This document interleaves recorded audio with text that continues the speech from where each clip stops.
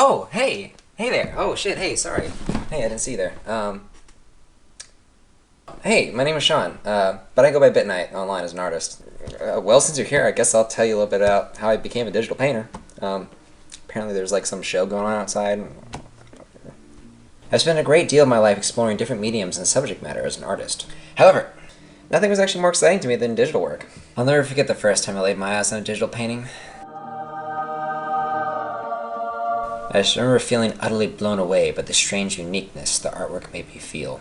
It felt new and exciting, and almost as if there was a whole complete different world to be a part of. And I must have been the smart boy. Because holy Photoshop, was I right. I remember thinking to myself, wow, that's cool. I want to be able to make that. And then I realized I had absolutely no skills to make that kind of art whatsoever. Taking you back in time to January of 2015. I tried my hand at my very first piece of digital artwork. It was an apple. But not just any apple. It was an apple from the kitchen. I thought to myself, surely I can do this, and gave it a whirl. While the attempt was not bad, it was clear that I had so much to learn before I can consider myself a digital painter. Fast forward to April 2016. I realized at this point that I could not draw any subject matter from the heart. This is when I decided to break down and learn how to draw the human figure. With the help of an amazing online YouTuber by the name of Proco, I was able to start figuring out his tutorials and learn how to draw the figure. His classes were very direct and fun to learn from. They covered the major muscle groups from head to toe in extreme detail. There was an incredible source of knowledge and gave me a huge understanding of the figure. However, following his studies of the figure were very formulaic and hardly left room for feeling the life of the figure. Therein lied the greatest problem of my figure drawing skills. Now goes the time span of January through March of 2017. At this time I bring together my overly exposed mind of technically approaching the figure with a skeleton model. I practiced in this manner for a couple of months, and while some of the results were okay, almost the rest were... Also, for some reason, all my models had trapeziuses the size of Hulk. I'm not entirely sure how I managed to do it, but I made this portrait of this old man completely out of my ass. I believe I was getting tired of all the practice and not having a solid finished piece under my belt, so I believed I wanted to go all out and have something to show my work. Oh, we got another time span of April through May of 2017. As a great artist once said, studying the figure is like getting a bunch of tiny randomized pieces of a giant puzzle. Eventually they all just come together. I don't remember exactly who said that, but I do remember thinking to myself, oh, that's so true. Eventually Giant Quote in the Sky was right. I started making a collection of work of some of my favorite League of Legends characters from imagination. That's right, I was a nerd. And I still am! Where the fuck did the nerf my set? He just got good again.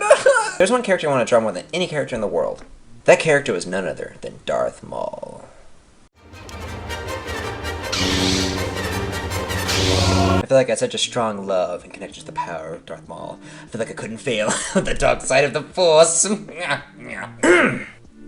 I followed my teachings, I used others' ideas, I put my own practical love and spin on the vision. Wouldn't you know, wow! He came out fantastic, and I really could not have been happier. Theory time. In essence, there are two giant mountains I had to overcome in order to start making really good digital art. One was figure drawing, and the other one was learning how to even do it all digitally. I had a friend, and he was fantastic at pointing out where my work was suffering.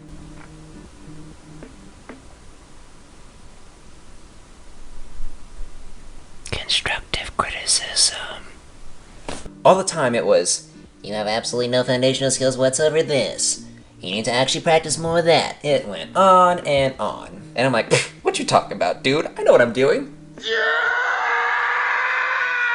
But seriously, if my art was a house, it would have been made of sticks and straws, but with a beautifully elegant pair of Christmas lights. It looked pretty, but it didn't make any sense. There was no reason the lights should have been up there in the first place. The lights were purely put on there for distraction's sake. With the trained eye, it really couldn't have fooled anyone.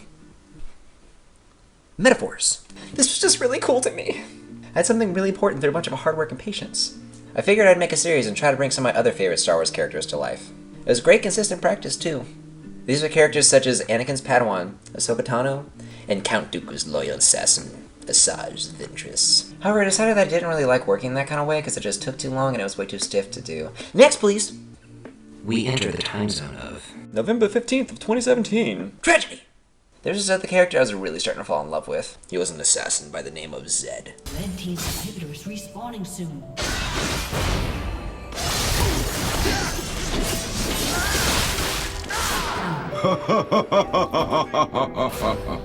Believe it or not, he was actually edgier than Darth Maul. I had a profound love-hate relationship with League, but Zed was so enjoyable to play. His design and feel was just perfect for an edgelord just like me. I felt confident enough after my Star Wars series to, quote, go big or go home.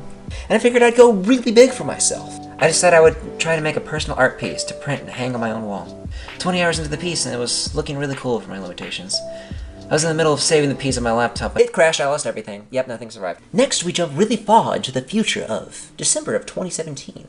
It is darkest just before the dawn, and the light was coming back into my life as an artist.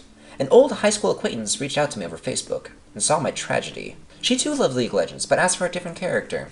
This character is more of a gentle soul, but no less enjoyable to play, by the name of Bard.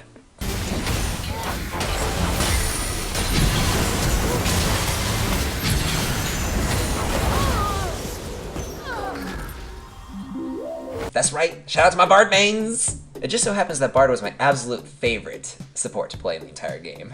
So I was more than reluctant to take the job. This time when I made the piece, I tried using my own process, my own brushes, and my own unique love of the character. The result was astonishing.